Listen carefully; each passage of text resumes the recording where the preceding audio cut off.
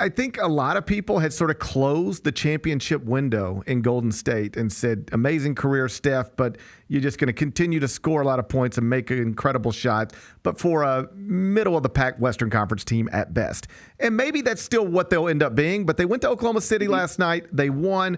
They're 8-2 right now through 10 games. Is this real? Is Golden State a legitimate Western Conference contender again? I mean, I do think 10 games is still too early. I think you got to get around the 20 to 25 game mark to find out who a team really is.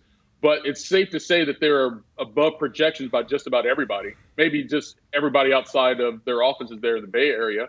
But they've had the development of younger players come to fruition when they needed them the most. And you can't underestimate the addition of Buddy Hield to that offense and what it does to enable Steph not to have to play a bunch of minutes and carry everything. You got another shooter out there.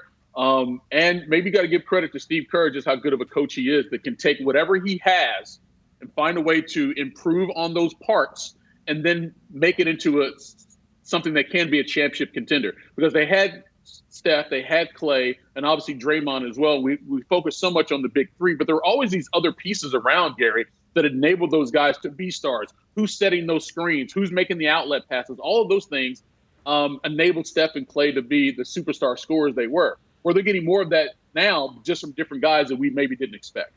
Tomorrow night will be an interesting night in San Francisco. Klay Thompson will return as a visitor for the first time. We've seen future Hall of Fame guys leave franchises via free agency before and come back, and it has been ugly. LeBron James back in Cleveland, Kevin Durant back in Oklahoma City. I don't suspect this is going to be anything like this. This is going to be sweet, isn't it? Yeah. Yeah, absolutely. Yeah, the fans there are going to show their appreciation for Klay. And I hope for him, because this was an emotional divorce, especially from his standpoint, because he felt hurt and he probably felt kind of left out to dry a little bit by the organization, whether that was factual or not. That's how he felt. I hope when he comes back there that they give him the reception that helps him get a little bit of closure to that aspect of his departure from an emotional standpoint, that he remembers all the great things that happened while he was there, and which will always be the focal point of his career, what happened there in Golden State, and he can sort of move past it. I think going there to Dallas, definitely a fresh start for him. Probably he needed that as well, but you also probably need the closure on the back end, and maybe he gets that tomorrow night. And it's one of those deals where I understand both sides. Like if I were running Golden State, I would not have extended Klay. I would not have given the contract he was after. And also if I were Klay Thompson, I would have been hurt by that. I understand both sides of it. Yeah, because all right, Steph's always going to get his money. Let's be real. But Draymond got his money. Right. And that's probably the thing that hurt Klay the most. That, okay, I'm not Steph. I get that. But I'm better than Draymond.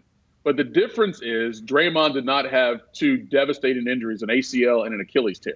And if you're doling out money, it's a business, right? So you're making educated guesses based on what the thing is going to happen in the future. And they didn't think that based off those injuries, Klay would be the player that would demand the contract he was asking for, even though his post-career or his previous career had suggested he was worthy of that money. The Gary Parrish Show, live weekdays at 10 a.m.